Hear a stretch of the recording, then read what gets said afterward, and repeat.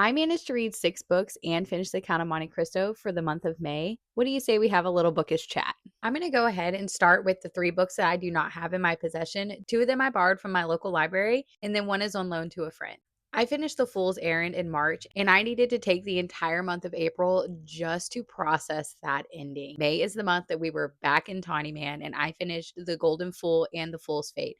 Both were 5 stars. If you are looking for an epic fantasy writer who is a female author who delivers insane character work, Robin Hobb is going to be your girl. The Realm of the Elderlings is quite possibly one of the best fantasy series I have ever read. It is absolutely phenomenal. Next, I finished Remarkably Bright Creatures, and I really, really loved it. I'm originally from Alaska, so I loved the Pacific Northwest vibes of the book. It kind of almost felt like being home a little bit.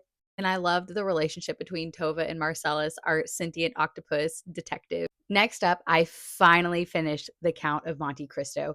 This was a 6-star book for me. This book was absolutely phenomenal. If you were intimidated by this book just based off the sheer size of it, just know that it was originally published serially, which means that every week a chapter came out in the newspaper. This book was designed to keep you turning pages, and that's exactly what it did for me. This did not read like a classic.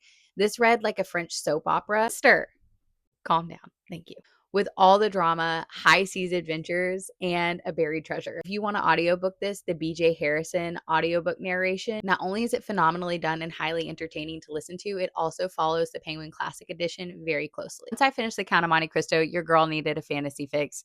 So I went ahead and picked up a gothic fantasy called The Bone Houses by Emily Lloyd Jones.